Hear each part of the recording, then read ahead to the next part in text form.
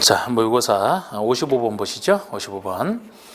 자연환경 보전지역에 도시개발구역을 지정하고 나서 개발계획을 수립했다. 구역부터 먼저 지정했는데 구역이 500만 제곱미터가 되겠습니다. 요거를 하고 나서 구역 계획을 수립했는데 개발계획을 수립 고시한 후 시행자는 실시계획 인가를 신청하지 않고 있다. 구역이 해제된 것으로 보는 경우를 피하기 위해서 시행자는 언제까지 실시계획 인가를 신청해야 되느냐. 여러분 구역 해제 사유와 관련해서 보통 도시개발법에서는 개발 계획을 수립하고 개발 구역을 지정하는 게 원칙적 순서가 되고요. 구역 지정 후 이제 시행자가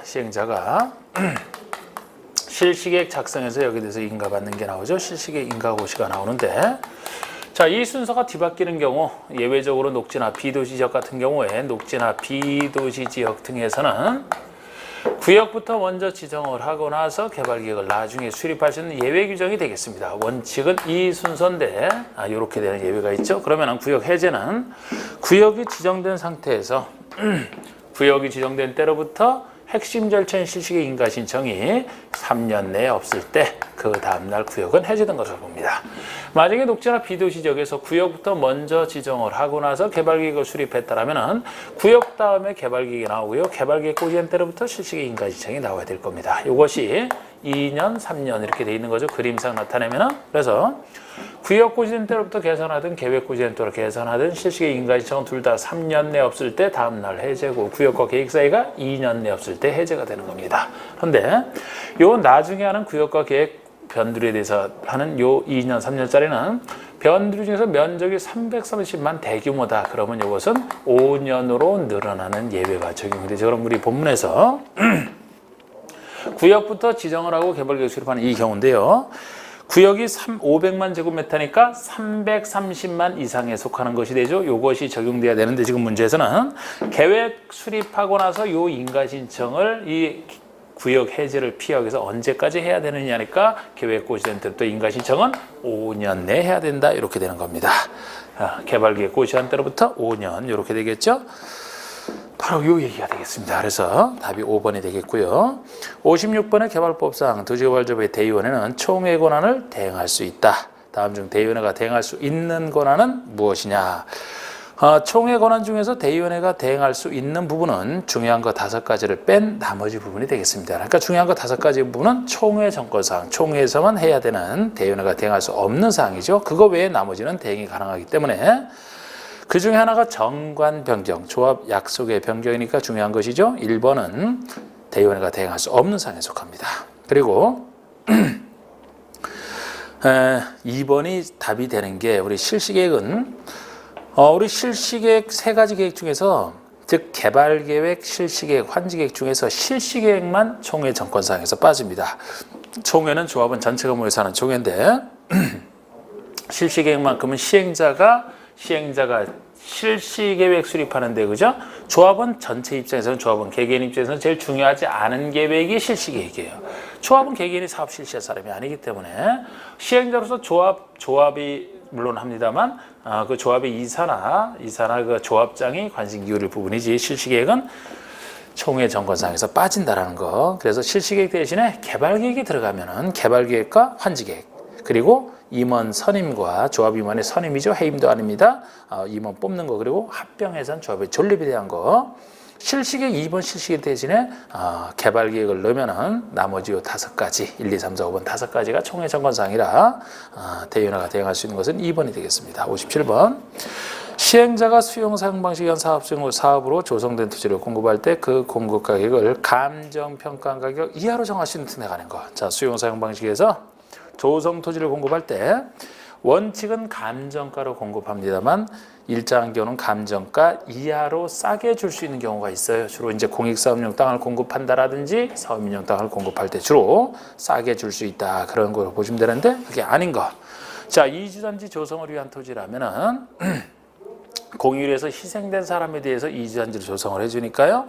공익에 관련된 토지로 보면 되겠습니다. 2번 사회복지사인데 무료시설이 전제가 돼 있어요. 유료로 운영하는 것은 혜택 줄 필요 없어. 무료인 사회복지시설을 조성하기 위한 토지도 공익용으로 보시면 되고요. 3번은 민간 시행자가 200실 이상 객실을 가진 호텔 부지로 토지를 공급하는 경우. 자, 우리 호텔을 위해서 혜택을 줄 필요는 없는데 우리 그 국제 행사 등과 관련해서 이 큰 호텔의 공급을 촉진하고자 200실 이상의 대형 객실을 갖춘 호텔 부지로 공급하는 경우 싸게 줄 수 있는 경우가 있는데 이것이 틀린 것이 요 경우는 민간 시행자가 공급할 때가 아니고 공공 시행자가 공급하는 걸 전제로 해서 그런 혜택을 주겠다는 겁니다. 민간 시행자가 아니고요. 민간 시행자 때문에 틀렸습니다. 그다음에 임대주택 건설용 토지라면 이제 서민들을 위한 임대주택 지을 땅이니까요. 그다음에 공공시행자가 공급하는 국민주택 규모 이하의 공동주택 건설용 토지, 국민주택 규모 이하의 공동주택 건설용 토지 서민용으로 보시면 되겠습니다. 그래서 답이 3번만 되는 것이고요. 자, 58번은 개발법상 환지 설계를 평가식으로 할 때 우리 환지계 세울 때는 다 종전의 토지와 그 환지 평가를 하지 않습니까? 이 평가식으로 할 때 다음 조건에서 비례율이 얼마냐? 항상 비례율이라는 개념은 규칙에 나오는 계산식이지만 분모분의 분자했을 때 분모가 고정값이고 변형된 값이 분자 아닙니까? 그래서 투입된 사업 시행 전의 부동산 가액 총 평가에 사업 시행 전의 평가액을 투입을 해서 나온 거 조성된 토지랑 건축의 평가액 이 비율이 비례율이에요. 그러니까 사업 시행으로 조성된 것이 사업 시행 전에 얼마나 비례해서 나왔느냐 하는 개념이거든요. 그래서 종전 토지에 대한 평가액분에 조성되는 토지랑 건축의 평가액 합계가 되는데 새로 조성된 것은 그냥 얻은 게 아니죠. 사업비를 투자해서 공사를 했기 때문에 나온 것에서 투자된 사업비를 빼야 순수 나온 금액이 되는 겁니다. 이게 비례율 개념이죠. 그래서 도시개발 사업으로 조성되는 토지와 건축을 평가해 갖기 이게 조성되는 것이죠. 조성되는 것이니까 나온 것이 되겠습니다. 이것이 120억이 돼요. 120억. 그 다음에 환지전 토지나 건축을 평가해 갖기가 60억이죠. 그럼 환지전 이게 60억이 되는 겁니다. 사업 시행 전에 총 사업비가 30억이에요. 그럼 여기서 120억에서 30억을 빼줘야죠. 사업비를 뺀 거. 그럼 이것은 90억이 되니까 60억 분의 90억 1.5 150%가 되는 겁니다. 여기서는 이게 비례율 계산이죠. 59번. 정비법상 용어민 내용에 대한 설명 중 옳은 거 정비법에서 재개발 사업은 자 정비법은 이제 정비사업의 틀을 쭉 생각한 상태에서 풀어야 되는 정비 기본계획, 그 다음에 정비계획, 정비구역 지정, 시행자, 그 다음에 실시행계획 인가고시, 분양통지 및 공고, 관리처분계획 인가고시, 공사 끝난 다음에 권리정고시. 자, 재개발 사업은 6가지 정비사업 중에 재개발 사업은 정비건설의 양호하고 또처럼 밀집한 지역에서 주거환경에서 양호 밀집이라면 재건축이 되죠. 재건축 사업입니다. 재개발 사업은 열악 밀집이래야 되는 거 아닙니까? 틀렸고. 2번에 단독주택과 공동주택이 함께 있는 가로구역으로서 우리 가로구역이면 이제 가로주택 정비사업 하는 가로구역을 얘기하죠. 단독과 공동이 함께 있는 가로구역으로서 그 합한 수가 20 미만이더라도 단독주택 호수가 10 이상인 경우는 일정한 요건을 갖추면 가로주택 정비사업 할 수 있다. 이게 맞는 얘기가 되는 게 가로주택 정비사업에서 우리 사업을 할 수 있는 요건으로서는 그곳에 단독주택만 있다면 10호 이상이면 가능합니다. 공동주택만 있다면 20세대 이상은 있어야 되고요. 만약에 단독과 공동이 함께 있다면 그럼 이것처럼 20 이상이어야 되는 게 원칙입니다만 만약에 이 합한수가 20 미만이라 하더라도 그 중에 단독이 10 이상이면은 단독주택 10호 이상인 그 경우에 해당되기 때문에 20 미만이라도 사업을 할 수 있다 이렇게 보시면 돼요. 그래서 2번이 맞고요. 3번에 준공을 기준으로 20년까지 사용한 보수보강 비용이 철거 후 신축보다 큰 건축으로는 노후 연설이 될 수 있다. 노후 건축을 개념에서는 40년이죠. 비용 무상을 다 40년이야. 40년까지 사용하기 위한 보수보강비가 철거 후 신축비보다 클 때 이렇게 해야 됩니다. 그리고 노후 건축으로 해서 숫자 요 40년짜리 숫자와 기능적 결함 등이 있다 그러면 20년에서 30년 사이에서 시도 조례로 정하는 기간이 지난 거 이 두 가지 숫자를 좀 구별하셔야 되죠. 4번에 주거환경 관리 사업에서 토지 등 소유자란 정비구역 안에 소재한 건축 및 부속토지 소유자를 말한다. 이렇게 건축물 및 부속 토지다. 건축물에다 부속 토지까지 같이 가지고 있는 경우다. 이거는 재건축에 대한 얘기죠. 재건축 사업에서. 우리 6가지 사업 중에서 재건축만 이런 식으로 건축물과 부속 토지 같이 가져 있어야 되지.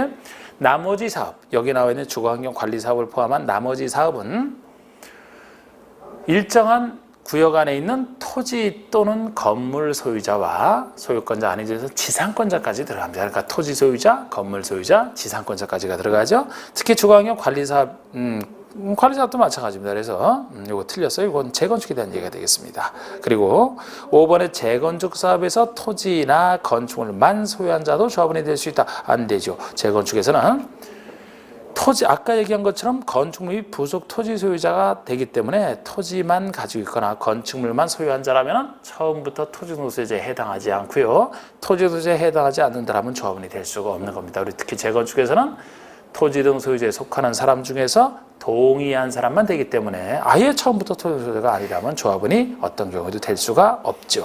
그래서 2번으로 맞는 거 60번. 정비법상 재건축 사업에 관련된 내용이 아닌 것. 재건축에 관련된 내용, 관련된 거 아닌 거 찾아라는 겁니다. 안전진단. 정비법상 안전진단은 다른 사업 아니에요. 재건축 사업과 관련해서만 안전진단이 요구가 됩니다. 그리고 임시 수용소 설치 의무가 나오는데 요게 답이 되는 게 우리 시행자가 사업할 때 그 철거면에 대해서 임시 수용소를 설치할 의무를 지는 이 경우는 6가지 사업 중에서 어려운 두 사업. 주거환경 개선 사업과 제일 힘들게 사는 게 주거환경 개선 사업이죠. 그 다음에 어렵게 사는 재개발 사업. 주거환경 개선 사업과 재개발 이 두 사업을 대상으로 하는 것이지 나머지 사업, 재건축 이상 나머지 4사업에서는 임시 수용 설치 의무가 없습니다. 잘 사니까 스스로 사업할 때 살 곳을 스스로 만들면 된다. 그런 취지로 보시면 돼요. 그래서 답은 2번은 재건축과 전혀 관련이 없고요. 순환 정비 방식이 한꺼번에 하지 않고 이제 구역을 나눠서 순환하면서 요거 하고 그 다음에 저쪽 하고 그 다음에 이 순환 정비 방식을 얘기하는데 별로 크게 중요한 건 아닙니다. 그런데 순환 정비 방식은 가로주택 정비사업을 제외한 정비사업에서 필요한 경우 할 수 있는 겁니다. 그래서 제일 작은 사업인 가로주택, 가로구역이 간단한 사업이니 가로주택 정비사업에서만 순환 정비가 작으니까 필요가 없지 나머지 사업에서는 필요한 경우 선택해서 할 수가 있어요. 그래서 재건축은 관련돼 있죠. 그러면 가로주택 정비사업만 아닌 곳이면 되니까 4번이 정비구역 아닌 곳에서의 정비사업, 정비구역이 아닌 곳에서 하는 정비사업은 재건축이 유일합니다. 재건축만 우리 아파트나 연립으로서 20세대 이상 짓고자 한다 그러면 이제 정비가 아닌 곳에서도 가능하지 않습니까? 그 다음에 매도 청구, 우리 매도 청구는 역시 재건축과 가로주택 정비사업에 대한 예외가 되겠습니다. 우리 주로 이제 재건축과 가로주택 정비사업에서는 재건축과 가로주택 정비사업이 주로 예외를 인정하는 두 사업인데 정비조합에서 이 두 사업에서는 다른 두 사업과 달리 토지 등 소유자 중에서 동의한 사람만 조합원이 되기 때문에 동의하지 아니한 자의 물건과 관련해서 매도 청구, 조합이 시가로 취득할 수 있도록 매도 청구로 인정하는 겁니다. 그래서 재건축과 관련되지 않은 것은 2번밖에 없고요. 그 다음에 61번은 정비법상 일정한 경우에는 오피스텔을 건설을 공급할 수 있다. 이에 대한 설명으로 옳지 않은 것. 자, 우리 오피스텔은 상가에 속하는 거 아닙니까? 오피스텔은 업무시설이니까요. 그래서 상업지역에서 어떤 기능회복을 목적으로 하는 도시환경 정비사업에서는 당연히 오피스텔을 지을 수 있지만 도시환경 정비사업이 아닌 나머지 5가지 사업은 주거환경 정비를 목적으로 하는 거 아닙니까? 거기서는 주로 인가된 관리차후에 따라 주는 방식, 건물 지어주는 방식을 택할 때 주택을 지어주는 것인데 주택이 아닌 오피스텔을 예외적으로 줄 수 있는 경우가 2가지 경우만 인정이 됩니다. 재개발, 재건축 사업에서 재건축에서 관리처분에 따라 공급할 때 쓰는 건데 그렇다 하더라도 일정한 요건을 또 따로 갖춰야 돼요. 그래서 거기에 관련된 얘기니까 한번 보시면은 자, 인가받은 관리처분에 따라 건설을 공급하는 경우에 가능하다.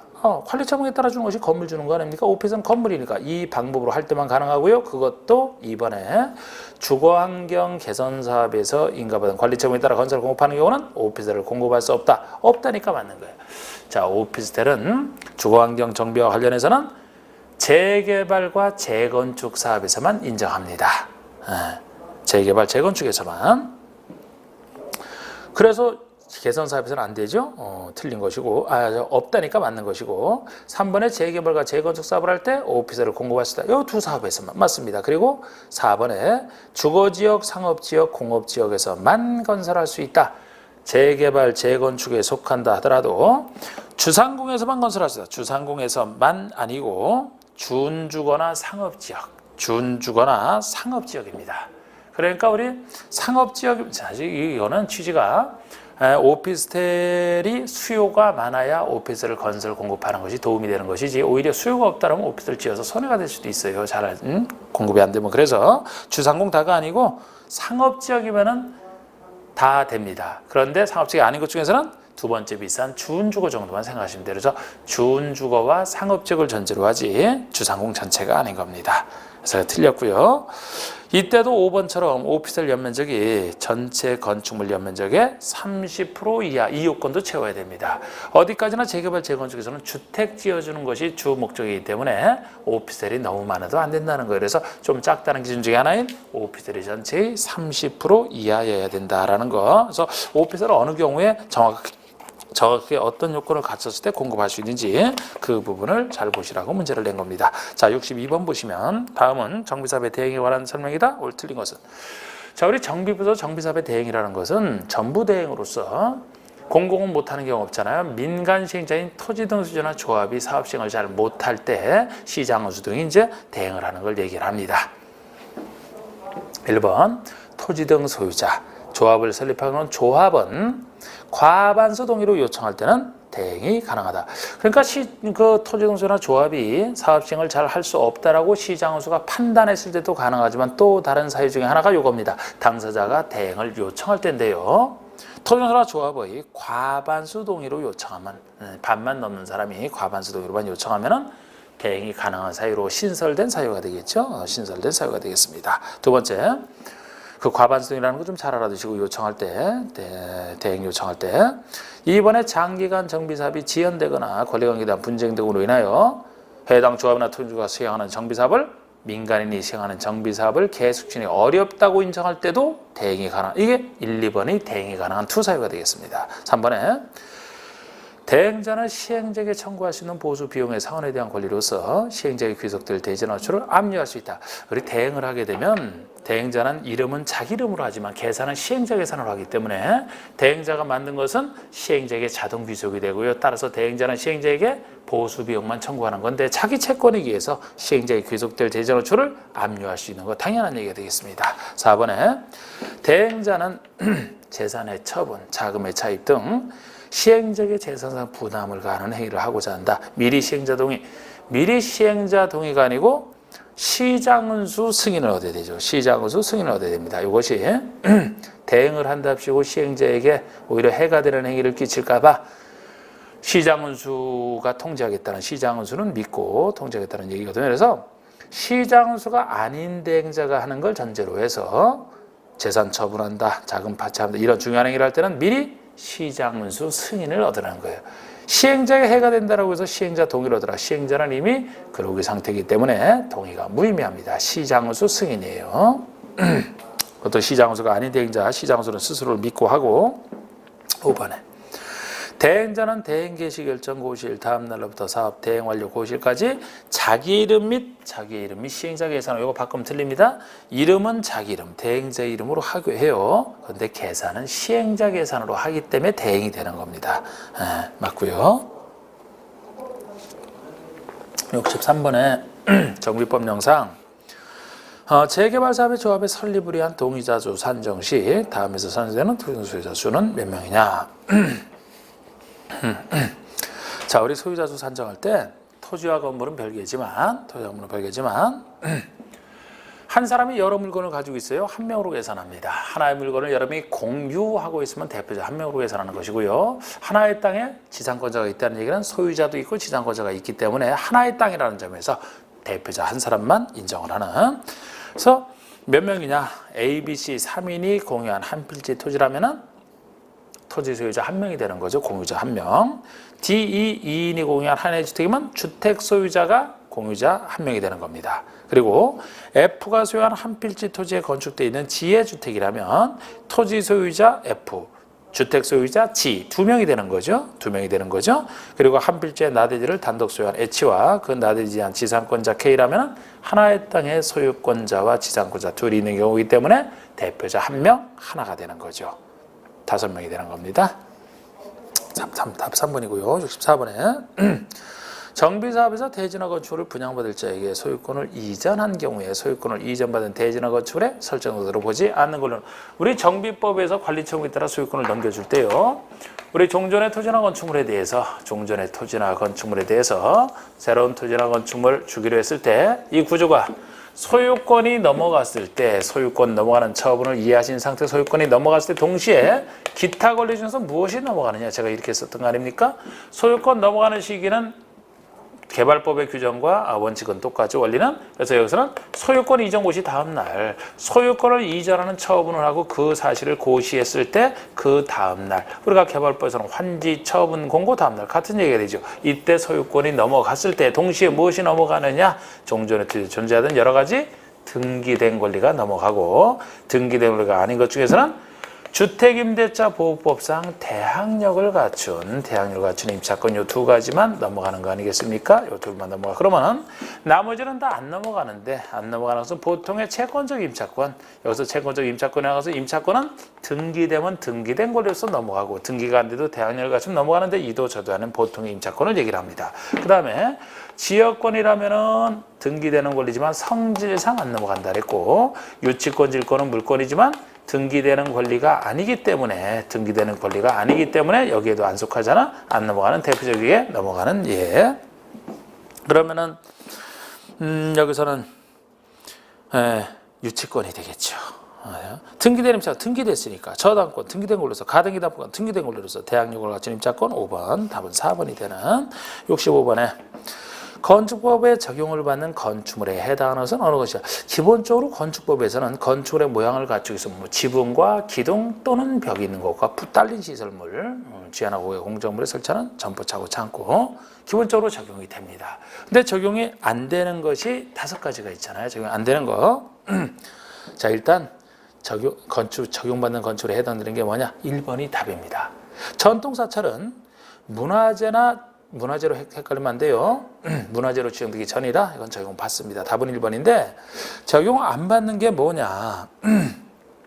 문화재 보호법에 따른 정식 지정이나 가지정된 문화재 정식 지정만 가지정만 되더라도 건축법 시각과 워낙 다르기 때문에 문화재 보호법 적용을 받아야 되는 거. 그리고 나머지 4가지는 우리 건축 기준을 적용할 수 있는 대지를 특정해야 되는데 대지를 특정할 수 없어서 그곳에 있는 건축물을 건축법 적용 안 하는 그렇게 4가지로 보시면 돼요. 그래서 일정한 철도나 궤도 부지의 선로 부지 철도나 궤도의 선로 부지 안에 있는 각종 운전보안설, 플랫폼, 급수도, 땅, 급수도 이런 것들은 그 선로 부지는 쭉 연결되어 있지 특정이 안 돼 있어요. 구획이 안 돼 있기 때문에 건축법 적용할 수가 없는 겁니다. 그런 식으로 예를 들어 고속도로 통행료 징수시설도 고속도로 내에 특정된 대지가 아니고 고속도로 내에 그냥 위치하고 있대. 고속도로 끊어버리는 것도 아니잖아, 그죠? 그러니까 이것도 적용을 못하는 겁니다. 그 다음에 우리 그 가설 건축물 중에서 우리 임시 창고로 컨테이너 박스를 이용하는 것으로서 임시 간이 창고로 쓰는 거 있잖아.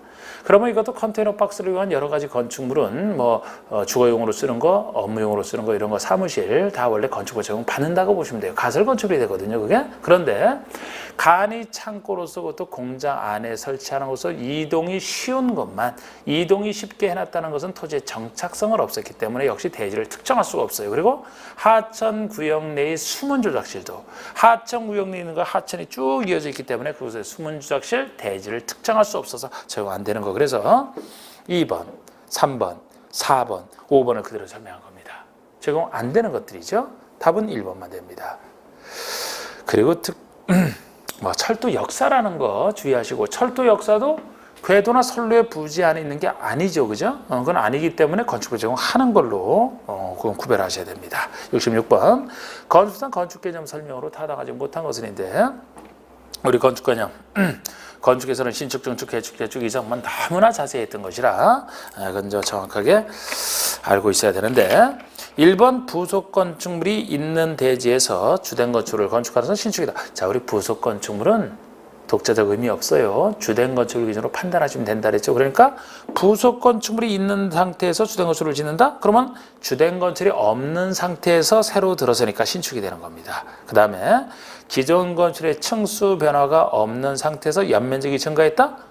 아무거나 증가하면 증축이에요. 건축 면적이든 연면적이든 층수든 높이든 아무거나 증가하면 증축이 돼요. 맞습니다. 그래서 3번에 기존 건축의 전분의 일부를 철거하고 그 대신에 종전과 같은 규모 범위 내에서 다시 지으면 개축이다. 개축이 철거와 동일 규모 내에서 짓는 건데 전부 철거 외에 일부 철거까지도 들어가죠. 정확하게 일부 철거라는 것은 보통 철거가 아니고 우리 건축 구조 중에서 지붕, 툴, 기둥, 내력벽, 건축의 3요소랑 관련된 것이라 복까지 합쳐 4가지 중에서 동시에 3곳 이상의 철거될 정도가 돼야 일부 철거인데 어쨌든 전부나 일부를 철거하고 나서 종전과 같은 범위 내에서 지은 거 개축이죠. 넘어서면 신축이 되는 거잖아. 5번, 4번 건축물이 제로 멸실. 자, 우리 멸실된 경우에 종전 규모 내에서 지는 건 이거는 당연히 재축인데 한번 볼까요? 우리 멸실된 상태에서 그 대전의 연면적 합계는 종전 규모 이하이지만 높이가 법령에 적합한 범위 내에서 종전보다 높이가 높아졌다. 신축이다. 재축에 들어갑니다. 재축에 들어가죠. 재축 기준은 과거에는 종전 규모 내에서만 있을 때만 재축이었습니다만 지금은 좀 더 확대가 돼서 이거 정확하게 보셔야 돼요. 자, 우리 재축이라는 것은 모든 게 철거한 상태에서 연면적이든 뭐지 모든 게 다 종전규모이라면 당연히 재축이 됩니다. 그런데 지금은 그 연면적 합계는 종전규모여야 돼요. 종전규모 이하여야 됩니다. 연면적 합계는 종전규모 이하이지만 동해수, 그 대지들은 동해수나 층수나 높이, 동수나 층수나 높이 중에 둘도 아니 어느 것 하나가 종전규모를 넘어서더라도 그것이 종전의 법령에 적합한 범위 내에서 종전규모를 넘어선다면 그 부분은 재축이 된다는 거. 해설 잘 해놨죠? 해설 잘 보세요. 연면적은 종전규모 이하여야 돼. 연면적은 절대 커서는 안 돼요. 근데 연면적은 이하인 상태에서 동수, 충수, 높이 중에 어느 것 하나가 종전규모를 초과하더라도 재축이 된다. 그럼 여기서 높이 하나가 종전보다 더 높아졌으니까 신축이 아니고 재축이 돼야 되죠. 그래서 틀린 겁니다. 5번에 이전은 건축물의 주요 구조를 해체하지 않고 같은 대지안에 다른 위치로 이전이 되려면 그대로 같은 데서 옮기는 거라서 주요 구조를 해체하지 않아요. 그대로 옮긴다는 거 주의하시고 같은 대지에서 위치만 다른 위치로 바꾸는 걸 얘기합니다. 인접 대지로 옮긴다면 틀려요. 인접 대지라면 건축물 없는 쪽으로 가면 신축, 있는 쪽으로 가면 증축이 되기 때문에 67번 건축법상 21층 이상인 건축물이거나 연면적 합계가 10만 제곱미터 이상인 건축물을 경기도 수원시 팔달구에서 건축하려고 한다. 허가권자는 누구냐? 여러분 건축 허가권자는 개별적인 허가에 불과하기 때문에 허가권자는 원칙이 자치시 자치도의사는 당연히 그곳에 그 사람이 하니까 자치도에다가 시장, 군수, 구청장이 되는 겁니다. 개별적인. 그런데 예외적으로 대형 건축물이다. 예외적으로 제가 대형이라고 했던 게 층수가 21층 이상이 되든지 21층 이상이 되든지 또는 10만 제곱미터 이상이 되든지 둘 중에 하나죠. 물론 여기에 속하더라도 대표적으로 공장 창고는 공장이나 창고는 제외, 공장 창고는 원칙으로 돌아갑니다. 그죠? 이런 대형 건축물을 특별시 광역시에서 짓는다라면 구청장이 아니고 특별시장, 광역시장이 직접 허가권자가 됩니다만 이런 대형 건축을 도에서 짓는다라고 해서 도지사는 허가권자는 아니다. 특광시장에서는 허가권자지만 도지사는 승인권자다. 이렇게 제가 맨날 그렸던 거. 그래서 만약에 대형 건축을 도에서 짓는다면 도 밑에 있는 시장허수가 그대로 허가를 내주되 도지사 승인을 받아 내줄 뿐이다. 이렇게 돼 있는데 지금 여기서 경기도 뭐 그냥 구체적으로 물어본 거죠.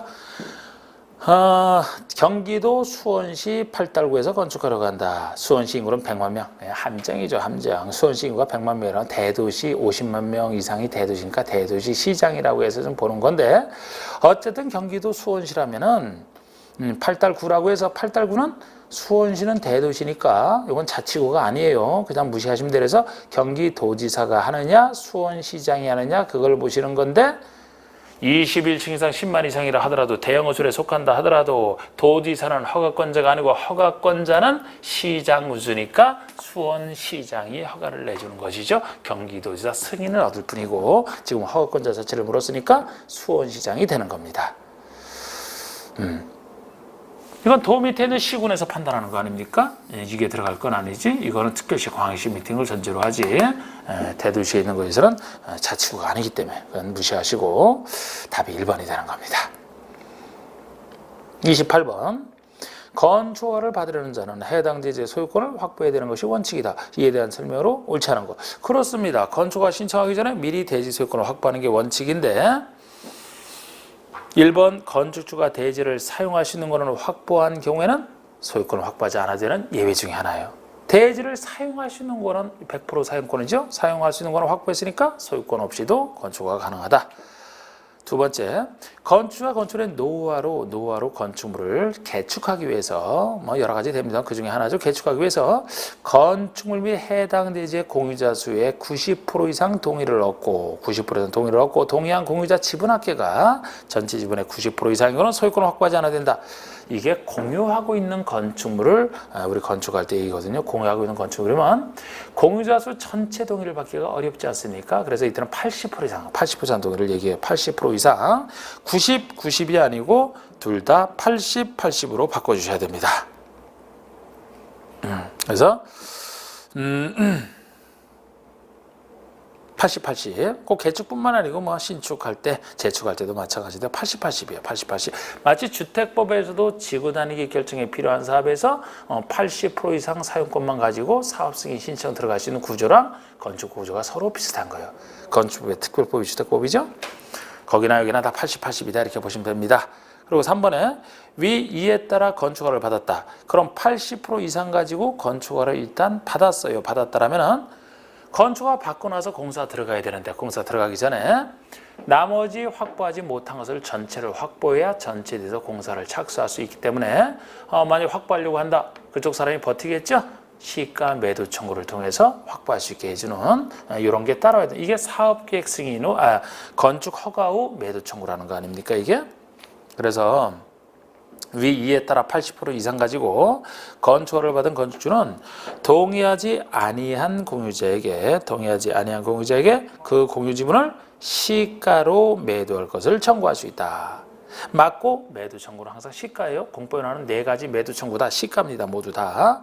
4번에 공유자가 거주하는 곳을 확인하기 위해 현재 곤란하다. 찾는 절차죠. 둘 이상의 일가신문에 두 차례 이상 공고하고 공고한 때로부터 30일이 지났을 때는 매도 청구 대상이 되는 건축물 또는 토지로 본다. 이런 숫자 너무 중요한 숫자 아닙니다. 이거 중요한 숫자는 아까 2번이 중요한 숫자죠. 그냥 이건 이렇게 그냥 한번 보시라고 해놨고 5번의 위의 경우 건축주는 매도 청구 대상 공유 지분의 감정평가에 해당하는 경우를 법원에 공탁하고 작용할 수 있다. 매도 청구 대상이 4번이에서 찾는 절차에 따라서 됐다 그러면 감정평가액을 공탁하고 사업을 할 수 있다. 그 얘기가 되겠습니다. 69번. 다음 중 1조 등의 확보를 위한 건축의 높이 제한을 받는 대상이 아닌 거. 자, 우리 1조 건업권의 높이 제한은 적용 범위가 아무 데나 적용되는 게 아니죠. 1조 건은 햇빛 받는 거와 관련돼 있기 때문에 원칙이 어떤 종류의 건축물이든지 간에 용도에 상관없이 1조 건은 주거생활과 관련돼 있다 그랬죠. 주거권. 상가랑은 아무 상관이 없어요. 그래서 주거지역 중에 전용주거와 일반 주거에 지을 때 적용되는 규정이 되겠습니다. 주거지역 중에 준주거만 하더라도 상업업무기능 보완이 필요한 것이기 때문에 1조 건업권은 높이 제한을 적용 안 해요. 그래서 기본적으로 전용과 일반 주거에서 짓는 걸 전제로 해서 적용되는 규정인데요. 건축물 중에서 예외적으로 공동주택이라면 큰 건축물이니까 좀 더 확대를 해서 전용과 일반적이지 아닌 곳까지도 다 확대를 했습니다. 아무리 확대를 해서 적용하더라도 지역 중에서 제일 비싼 곳, 두 번째 비싼 곳, 제일 비싼 곳이 중심상업, 두 번째 곳이 일반 상업이죠. 중심과 일반 상업지역처럼 아주 비싼 곳에서는 아무리 공동택이라 하더라도 토중도를 높여야 될 땅이기 때문에 여기서는 1조건 높이 제한을 해서는 안 된다. 중심과 일반 상업지역을 제외한 지역에서 지을 때 적용된다. 이게 기본적인 1조건 적용 범위가 되겠습니다.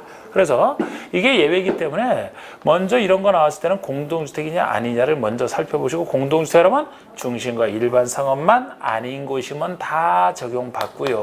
공동주택이 아닌 것이라면 전용과 일반 주거 지을 때만 적용받는다. 이걸 기본적으로 하셔야 되죠. 그래서 1, 2, 3, 4, 5번에 한번 살펴보시면 먼저 공동주택도 한번 찾아보세요. 공동주택하면 1번에 다세대가 공동이고 3번에 연립도 공동이고 다른 건 없죠? 다가구도 단독이니까. 그러면 1번은 다세대니까 준공업, 3번은 생산녹지. 그러면 되네요. 왜? 중심과 일반 상업적이 아닌 곳이면 다 적용된다 그랬잖아요. 공동주택은. 그리고 나머지는 원칙으로 돌아가는 건데 요거는 전용주거와 일반주거 얘기해서만. 2번은 전용주거니까 맞고 5번은 일반주거니까 적용되는 거 맞고 4번이 준주거라서 안 되는 거 아닙니까? 다가구는 단독이기 때문에 답이 4번이 되는 이런 식으로 찾는 거예요. 이런 식으로 찾는 거. 그 다음에 70번이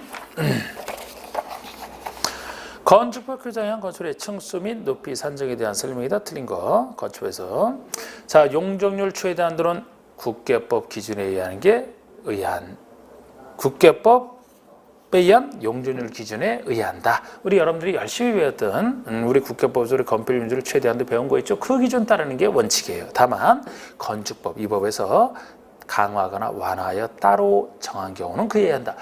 건축법에서 만약에 이 법률 규정에 따라 따로 정했다. 강화든지 완화 따로 정했다면 따로 정한 것이 이제 먼저 적용이 됩니다. 그렇지 않은 경우는 국계법이라는 얘기죠. 그건 건폐율도 마찬가지. 이런 식으로 돼 있습니다. 맞고요. 2번의 승강기탑, 계단탑, 막루 등의 옥상 부분은 그 면적 합계가 해당 건축의 건축 면적의 8분의 1 이하인 것은 층수 산정에서 제외한다. 자, 우리가 층수를 얼마로 할 것이냐라는 것 층수 제한과 관련해서 층수는 층의 수, 몇 층짜리냐 하는 건데요. 제외되는 게 지금 이겁니다. 옥상 부분에 있는 것이 전체 합친 것이 건축 면적이랑 비교해서 연면적이 아니고 건축 면적의 8분의 1 이하 작으니까 독립된 층으로 안 보겠다. 지하층도 무조건 빼버리죠. 이 두 가지가 층수에서 빠지는 거 아닙니까? 3번의 층의 구분이 불명확하다. 층의 구분이 명확해야 거기에 따라 층을 세는데 불명확하다라면 높이 3이 아니고 4m마다 하나의 층으로 산정해야 되겠죠. 그래서 이게 틀렸고 건축의 부분에 따라 층수가 다르다. 하나의 건물인데 부분에 따라 층수가 다르다. 가장 많은 층수로 한다는 거. 층고는 한 개씩의 층 높이를 얘기하죠. 방해구 바닥재 윗면에서도 위층, 바닥재 윗면까지 높이를 합니다. 71번이 건축과 결합 건축에 대한 얘기예요. 우리 건축 협정이 여러 땅을 대상으로 한다라면은 결합 건축은 용적률을 결합하는 걸 얘기하지 않습니까? 두 땅 사이에 이 두 땅이 너무 멀리 떨어져 있으면 안 되죠. 최단 거리가 100m 이내인 이 두 땅 사이에 용적률을 결합하는 걸 얘기합니다. 이쪽에서 최대 용적률 이만큼, 이쪽에서는 최대 용적률 이만큼이라고 가정했을 때 이쪽에서 이 정도만 만약에 쓸 생각으로 요거를 이용 안 하려고 한다면 이쪽에 남는 용적률을 여기다가 이전을 해서 여기다가 더 짓게 하는 거. 두 사람이 합의한 걸 전제로 해서 그래서 이 결합 건축할 때는 두 땅의 당사자가 합의를 해야 되고요. 폐지할 때도 역시 합의를 해야 됩니다. 그리고 폐지할 때는 최소 30년 지난 후에 폐지할 수 있고요. 뭐 그런 얘기들. 용적률의 결합이죠. 그러면 서로 간에 유리하잖아. 옮길 때, 요만큼 이전해 줄 때 거기에 대해서 돈 받고 넘겨주는 거죠. 그죠? 그러면 용적률. 다른 거나 아무튼 용적률이 예를 들어 건폐율 그럼 틀립니다. 용적률을 개별 대지마다 적용하지 않고 두 개 대지를 대상으로 통합 적용하는 게 이 결합 건축 얘기고요. 대지 간의 최단 거리가 100m 이내입니다. 두 대지 간의 최단 100m 이내에서 여기자는 범위에는 두 개 대지 건축주가 서로 합의했을 때 결합 건축 가능하고요. 두 개 대지를 소유한 자가 한 명이다? 그러면 합의한 것이나 다름없죠. 두 땅을 한 명이 가지고 있으니까 바로 결합 건축 가능합니다. 협정 체결 유지기한은 최소 30년. 협정 체결이 끝나면 폐지가 되면 요거를 이제 없애야 돼요. 요거를 부수고 원상회복 시켜야 되거든요. 그렇기 때문에 이거 30년이 최소 유지기한이다 보시면 돼요. 30년. 30년보다 짧으면 이거 했다가 부셔버린 거 아깝잖아. 뭐 정확히 다르면 30년이에요 이게. 그리고 결합 건축 협정서를 폐지하려면 과반 이동이 아닙니다. 폐지할 때도 아까 2번처럼 서로 합의해서만 폐지가 가능해요. 합의해서 두 땅 사이의 문제이기 때문에 이 중에서 과반수 따지는 것도 무의미해요. 그냥 합의할 때 서로 합의해서 체결할 때나 폐지할 때나 다 합의다. 이렇게 과반이 동의해서 폐지할 수 있는 것은 여기가 아니고 건축 협정에 대한 얘기잖아. 수많은 땅 중에서 건축 협정을 체결할 때는 전원 합의로만 체결하지만 폐지할 때는 협정 체결한 사람의 과반수가 동의하면 되는 게 건축 협정 얘기지 결합 건축에서는 두 땅 사이 문제이기 때문에 과반이 동의하는 게 아니고 합의로만 서로 합의로만 폐지하시고 신고를 하고 나서 이제 신고하는 뒤는 좋아요. 뒤는 좋은데 그 부분이 틀렸죠. 전원 동의.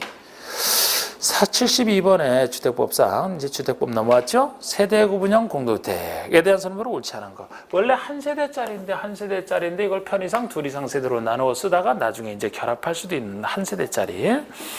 그래서 공동주택의 주택 내 부분 간의 일부를 세대별로 구분하여 생활이 가능한 구조로 하다.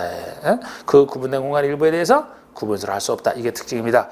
나중에 통합을 해야 되기 때문에 구분된 공간 일부에 대해서 다른 사람이 소유하면 통합이 안 돼서 구분을 할 수 없다는 거.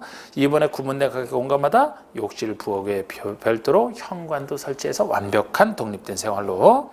3번에 세대 구분형 공동주택은 단지 공동주택 전체 호수의 3분의 1을 넘지 않아야 된다. 세대 구분형은 여러 세대로 사실상 쓰더라도 한 세대로 계산을 하기 때문에 세대당 주차장을 설치하는 거 그 부분에서는 세대 구분형이 너무 많게 되면은 주차난의 문제가 생길 수가 있어요. 한 세대로 계산해서 주차장을 설치했기 때문에 여러 세대가 쓰지만 그래서 세대 구분형이 단지에서 너무 많으면 안 된다. 3분의 1이 안 돼. 지금 호수 기준에서 3분의 1이죠. 면적 기준에서도 3분의 1을 넘지 않아야 된다. 다 3분의 1입니다. 4번에 하나의 세대가 나중에 통합할 수 있도록 세대 간의 연결문이나 경량구조의 경기벽을 설치해야 되는 거 맞고요. 5번에 주택건설 기준을 적용할 때 세대 구분형 공동주택의 세대수는 그 구분된 공간 세대의 수대로 산정하는 게 아니고 한 세대로 산정합니다. 여러 세대로 쓰더라도 한 세대로 산정해요. 공간 세대 그 수대로 산정하는 게 아니고 그래서 5번이 틀렸습니다. 73번은 주택법상 연간 1년 동안에 일정한 주택 건설 사업이나 대지존 사업 20세대 만 이상 그죠? 이런 사업을 시행하려는 자는 국장에 등록해야 된다. 등록할 땐 국장이죠. 그 대상에서 옳은 거 민간인 못 믿기 때문에 민간 사업자가 될 사람 등록 기준을 가서 등록하라는 취지입니다. 그래서 공공은 아예 등록할 필요가 없고요. 민간인 중에서도 주택자나 고용자 같은 민간인도 이미 검증을 통과해서 등록한 등록사업자, 민간 전문가인 등록사업자랑 같이 할 때만 등록 안 해도 돼. 같이 할 때는 등록증에 맡기면 되니까 따로 민간에는 혼자 한다면 그때는 등록해야 됩니다. 공공은 등록할 필요 없어요. 민간 중에서 등록사업자랑 같이 할 때는 등록할 필요 없다. 나머지는 등록해야 돼. 그러면 등록해야 될 대상으로 오는 것은 1번 근로자를 고용하는 자, 그냥 민간인이에요. 이 사람이 고용자가 등록사업자랑 공동을 한다면 그때는 등록 안 해야 돼. 이건 그 얘기 없죠. 혼자 할 때죠. 예를 들어서 5번처럼 등록사업자와 공동으로 주택건설사업을 하는 주택조합이라면 주택조합 민간이지만 등록자랑 공동을 하기 때문에 따르는 거 필요 없다. 해당돼서 1번이 답이고 5번은 답이 안 되는 겁니다. 2, 3, 4번은 공공에 관련된 사람이니까 믿어주니까 등록할 필요 없다에 들어가는 것이고 1번만 되는 겁니다. 74번 지역조합, 지역의죠? 주택조합, 지역직장, 리모델링 지역이에요. 지역조합의 설립인가 당시 사업계획서에는 50세대 주택을 건설하는 것으로 되어 있으나 사업 승인 과정에서 30세대로 변경됐다. 그러면은 건설할 세대는 30세대가 되는 거죠. 이렇게 30세대로 변경됐으니까 이 경우 조합원 수는 최소 몇 명. 자, 우리가 지역과 직장에서는 지역과 직장 조합에서는 리모델링과 달리 조합원 수 제한에 들어갑니다. 지역과 직장은 지금 여기서 이제 지역을 묻고 있죠. 지역과 직장 조합원 수가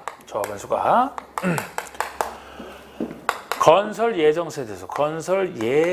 세대수의 50% 이상, 반 이상, 50% 이상은 되면서 동시에 너무 작아도 안 되기 때문에 20명 이상 이 요건을 다 채웠을 때만 됩니다. 조합주택을 건설해서 조합원에게 우선 공급하고 나머지는 일반에게 주는데 명색이 조합주택인데 조합원 수가 일반에게 주는 것보다 작으면 일반주택이라고 봐야 되기 때문에 최소 예정수의 반 이상은 되면 일반에게 주는 것보다 조합원에게 주는 게 작을 수는 없다 그랬죠. 그래서 반 이상이고 20명 이상 동시에 채워야 됩니다. 그런데 건설 예정세가 지금 30세대로 변경됐으니까 30세대로 봐야 돼요. 30세대 50%니까 이 부분이 15명이 되는데 그러면 이 요건만 채우지 이 요건은 충족무가 되기 때문에 이 경우는 20명이 최소돼야 되는 겁니다. 그래서 답이 2번이 되는 것이죠. 만약에 이게 300세대가 예정세대수라면 150명으로 충분하죠. 150명 자체가 요거는 충족하니까요. 이거는 20명이 되는 겁니다. 2번. 75번의 주택법에서 사업을 공구별로 분할하여 시행하는 경우에 대한 설명이다. 옳지 않은 거. 자, 우리 주택법에서는 하나의 산업단, 하나의 땅을 둘 이상 공구로 나눠서 할 수 있어요. 둘 이상 공구로 나눠서 해야 되는데 최초 공구가 있고 나중에 하는 기타 공구 이렇게 둘 이상으로 나눌 수 있는 게 공구별 사업인데 공구별로 분할하여 시행할 때 각 공구별로 300세대 이상, 최소 300세대 이상 건설하는 거 유명한 얘기죠. 이번에 공구별로 분할하여 주택을 건설을 공부하는 주택단지는 600세대 이상. 그러니까 최소 둘 이상 공구로 나누고 각각의 300세대는 건설해야 되기 때문에 공구별로 사업을 하시는 경우는 600세대 이상이 되는 겁니다. 3번의 사업 주체는 최초로 시행하는 공구, 최초 공구죠. 사업 승인 받은 때부터 2년 내 공사. 이게 틀렸어요. 5년이에요. 사업 승인, 주택법상 사업 승인을 받고 나서 착수를 해야 되는데 우리 큰 사업이 사업 승인 대상이기 때문에 우리가 공구별로 나누지 않고 한꺼번에 할 때는 이 통째로 승인 받은 때로부터 5년 내에 해야 되지만 공구별로 나눠서 하게 되면은 최초 공구만 먼저 시작하는 것만 승인 받은 때로부터 시작해서 5년 내에 해야 되는 겁니다. 그래서 승인 받은 때 하는 게 여기 이제 다 5년이죠. 그런데 기타 공구라면은 나중에 하는 것이기 때문에 승인 받은 때로부터 계산하는 게 아니에요. 여기 최초에 대한 착공 신고일이 있겠죠. 이때로부터 이건 따로 계산하고 이것이 2년이 되는 겁니다. 2년이 되는 거예요. 그래서 최초로 하는 것만 승인 받을 때는 먼저 하는 것만 5년이 되는 겁니다. 그리고 이때 승인 받고 나서 이때까지 착수를 안 하면 왜 착수 안 하느냐? 승인을 취소할 수 있는 사유에 들어가는데 이 경우는 승인 받을 때 하는 착수가 아니기 때문에 이때 2년 내 안 했다고 해서 승인 취소되는 건 아니다. 제가 이런 식으로 했던 거 있죠. 그러면 3번이 틀렸죠. 5년 내에 해야 되죠. 4번은 위 3의 경우 최초 시행하는 공고, 웨이 공고, 기타 공고죠. 기타 공고는 단지에 대한 최초 착공일. 최초 착공일이지 승인일이 아니잖아. 최초 착공일로부터 2년 내에 하는 거 맞습니다. 5번의 위 4의 경우에 착수하지 않아도 승인을 취소할 수 없다니까 맞고요. 다른 데서 3번 같은 경우는 승인 취소할 수 있죠. 3번에서 안 하면 4번은 여기서 안 하는 것이라 승인 취소할 수 없는 사유 들어가는 거. 76번. 주택업상 주택 소유자는 주택단지 전체 일부의 토지에 대해서 사용검사를 받은 이후에 말소 소송 등에 따라 소유권을 잃었다. 그 토지의 소유권 회복과 관련해서 매도 청구를 할 수 있다. 이게 사용검사와 매도 청구 얘기입니다. 사업체가 남의 땅을 잘못 분양해서 우리 입주를 시켰는데 사용검사 이후에 진정한 실소유자가 나타나서 소유권을 회복해갔다. 그러면 입주한 사람이 이제 그 실소유자에 대해서 소유권 회복을 매도 청구를 통해서 소유권 회복할 수 있는 그 얘기인데 옳지 않은 것은 주택의 소유자는 대표자를 선정하여 매도 청구 소송을 제기할 수 있고요. 당연히 이 경우 4분의 3 동의로 대표자 선정하는 것도 맞고요. 역시 2번처럼 시가 매도 청구입니다. 3번은 그 매도 청구할 때 요건인데 이 매도 청구 요건이 의미가 있죠. 이것이 너무 매도 청구 요건이 완화되어 있으면 실소유자에게 너무 손해가 큽니다. 이런 매도 청구는 이제 어쩔 수 없는 경우에 하는 거 아닙니까? 그래서 이 해당 토지 면적, 소유권을 잃은 땅, 즉 소유자 입장에서는 회복해간 그 땅이 단지 전체 면적의 5% 미만, 이 5% 미만 작은 땅 때문에 전체 입주자가 괴로워서는 안 된다. 그런 취지에서 5% 미만 좋아요. 5% 미만이어야 되고 매도 청구 의사 표시는 실소유자가 소유권을 회복한 때로부터 2년 내 실소유자에게 성찰돼야 돼요. 너무 오랜 기간 지나서는 또 이 실소유자의 그 기대를 예상하지 않았던 그 손해가 될 수 있잖아요. 그래서 2년 내 매도 청구 의사 표시는 송달돼야 됩니다. 건축사 주택부서 웬만한 거 다 2년이죠. 1.3 아닌 거 2년. 요거 2년 내에 송달되다 맞습니다. 잘 보세요. 3번 요건 잘 보시고 1번 숫자보다 3번에 있는 지문 숫자가 더 중요한 거예요. 그리고 매도 청구에 대한 소송 판결은 주택 소유자 전체에 대해서 당연히 효력이 있어야 되고 대표자가 선했지만 5번의 주택의 소유자들은 매도 청구로 인하여 발생한 비용의 2분의 1 범위에서 사업주체가 구상할 수 있다. 2분의 1 범위 안에서가 아니고 전부를 다 구상할 수 있어요. 사업주체가 남의 땅을 잘못 분양해서 이렇게 생긴 일이니까 전부를 다 구상할 수 있어야 되는 겁니다. 그래서 5번이 틀렸고요. 77번이 주택보상 분양권 전매 제한 기간 내에 속하더라도 다음에 부득이한 사유에 해당되어 사업체를 동의를 얻으면 전매하시다. 자, 전매 제한 기간 내에 속하더라도 부득이한 사유에 해당되면 사업체의 동의를 얻어서 전매할 수 있는 거죠. 그 사유가 아닌 거. 세대원이 근무 생업상 사정이나 질병, 치료, 취약, 결혼 다 부득이한 사유잖아. 세대원 전원이 다른 곳으로 갈 텐데 이 사유에서는 수도권으로 가는 경우는 제외. 정확합니다. 이혼 부득이한 사유 중에 하나죠. 3번은 입자로 선된 지위나 주택의 전부를 배우자에게 증여할 때요.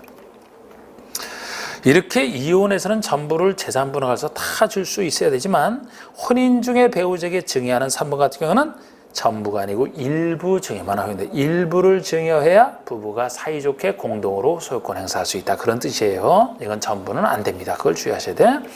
4번의 세돈 전원이 다 전원이 해외에 있죠. 2년 이상 해외 처리, 2년도 좋고요. 세돈은 일부가 가는 거 아니에요. 전원이 가는 걸 전제로 해서 다. 5번에 주거용 건축물을 제공한 자가 공익으로 해서 주거용 건축물을 제공한 자가 이주택을 공급받았다. 공익에 대해서 희생된 사람에 대한 혜택. 18번. 토지 임대부 분양주택에 대한 설명이 다 옳지 않은 거.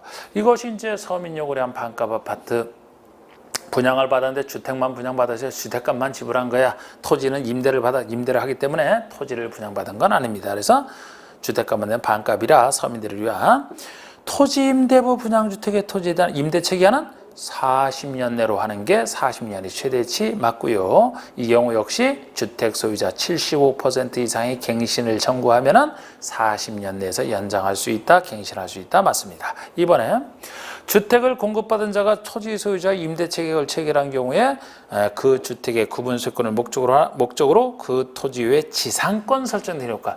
이렇게 이제 서민용 반값 아파트이기 때문에 그 주택을 분양받은 자를 보호하는 규정이 필요한데 그 중에 하나가 이거예요. 임대차 계약을 토지 소유자가 체결했다. 분양주택 공급받은 사람이 계약 체결한 건 채권의 임대차 계약이지만 지상권 설정된 효과를 생기게 하겠다는 겁니다. 지상권의 설정을 좀 본다. 정확해요.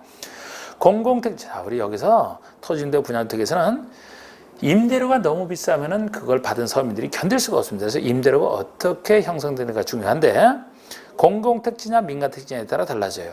3번에 공공택지는 확실히 밀어주겠다. 공공택지라면은 토지 임대료는 해당 토지의 조성 원가, 원가를 기준으로 합니다. 조성 원가가 훨씬 싼 거잖아. 이 조성 원가에 3년 만기 정기예금 평균 이자를 적용하여 산정하니까 아주 좋은 거죠. 4번에 공호택지 외의택지, 민간택지라면은 임대료는 그 토지의 매입 가격에 3년 만기 이자를 적용한다.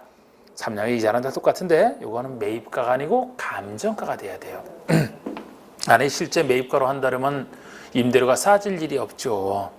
감정가입니다. 감정가. 감정가보다 더 싼 게 조성원가잖아. 그러니까 공공택지는 조성원가로, 그럼 민간택지는 감정가로. 매입가는 될 수가 없어요. 시가 될 수가 없습니다. 그래서 4번이 틀렸고 잘 보시고 5번의 토지 소유자는 토지 임대료 약정을 체결한 후 2년이 지나기 전에는 임대료 증액을 청구할 수 있다. 2년 지난 다음에 증액을 청구할 수 있다. 역시 주택을 분양받은 지에 대한 보호죠. 2년 지난 후엔 전에는 청구할 수 없다. 79번 농지법상 농지 취득 자격증을 발급받지 않고 농지를 취득할 수 있는 경우로 틀린 거. 원래는 농지 자격증은 새로운 농지에서 발급받아야 됩니다만 발급받지 않는 경우에는 우리 경영안에도 소화하시는 예적소에 속한 자 중에서 제가 맨날 얘기했던 분리비축, 주허, 신학 1,500 미만은 발급받아야 되는 특수한 경우고 그렇지 않은 나머지 예적소유와 새로운 농지 취득이 아닌 건 농업법인의 합병, 공유농지 분할, 시효 완성 그거는 안 받는 경우잖아요. 그래서 받지 않고 취득할 수 있는 경우로서 틀린 거. 공유농지 분할, 지분대로 분할하는 것에 불과하니까 새로운 농지가 아니라 안 받는 대표적인 예. 농업법인 합병, 합병의 성격상 포괄적으로 승계하기 때문에 합병의 성격상 안 받는다. 주말 채용 하려고 이거는 발급받아야 되는 것에 속합니다. 분리, 비축, 주허, 신학, 천호의 분리가 영농요건 분리농지, 비축, 비축농지, 주말 채용농의 주, 전용 허가의 허, 전용 신고의 허, 학교 등의 실습지, 1,500 미만의 농원부지 같은 거. 그 중에 하나, 발급받아야 되는 예로서 기억하셔야 되는 분리비축, 주어, 신학, 1,500 미만의 하나. 답이 3번이죠. 상속에서 취득한다? 아예 안 받잖아. 시효완성? 20년 전 농사던 그 농지 안 받습니다. 답은 3번. 80번이 다음에 농지법상 농지 임대 사용대에 관한 설명이다. 옳지 않은 거. 원래 농지는 임대 사용대 못하는 게 원칙이지만 예외적으로 할 수 있는 경우를 쭉 나열하고 있는데 주말 채용을 하려고 농지를 소유하고 있는 자는 임대사용자 없는 사유. 예외적 소유에 속하는 사람은 본인이 경영하니까 남에게 빌릴 수 있어야 되는데 예외적 소유 중에서도 학교 등의 실습지와 주말 체험 영농은 그 특수 목적에 써야 되기 때문에 남에게 못 빌려주는 예로서 기억하셔야 돼요. 못 빌려주는 거. 그래서 취미 영농 한 사람은 못 빌려줍니다. 반대는 돼요. 예를 들어 다른 농지가 다른 농업인이 가지고 있는 농지를 주말 체험을 하려는 자에게 빌려주는 것은 허용이 됩니다. 취미 영농 하려고 취득한 자가 남에게 못 빌려준다는 얘기예요. 2번 3월 이상 국외 여행을 하는 경우로 인해서 일시적으로 농업경에 종사하지 않게 된 자는 임대사용자 할 수 있는 사유 중에 하나죠. 국외 여행이라면 3월 이상인데 왜 3월이냐? 최소 농사짓는 기간이 90일 약 3개월이기 때문에 최소한의 농사지을 그 기간 동안에 농사 못 지을 사정이 있으면 본인이 못 지니까 남에게 빌려줄 수 있다. 그런 얘기가 되겠습니다. 3월장 국외 여행. 3번에 자격 농지를 농장이 정하는 이모작으로 해서 임대 사용되라면 6개월. 이게 단기 임대 사용대인데 이모작으로 해서 잠깐 빌려주는 거 최대치가 있어요. 이거 8개월이에요. 8개월, 6개월 아니고 이모작으로 해서인데 딱 반년이면 너무 급박하잖아요. 반년에다 조금 더한 여유 있게 8개월이 한도가 되겠습니다. 8개월 내로. 4번의 임대차 계약은 그 등기가 없어도 임차인이 시군면장의 확인을 받고 해당지를 인도받으면 그 다음 날로부터 제3자에 대해서 효력이 생기는 임차인 보루, 농지 임차인 보루에 한 대항력 얘기가 되겠습니다. 정확해요. 농지 임대차 기간은 따로 정함이 없는 한 3년. 이것도 임차인 보루로 해서 원래 3년 이상으로 정해야 되는데 기간 정함이 없거나 3년 미만으로 정했다. 기본적으로 3년 인정해 주는 그 얘기 중에 하나가 되겠습니다. 자, 모의고사 보시느라고 수고하셨습니다.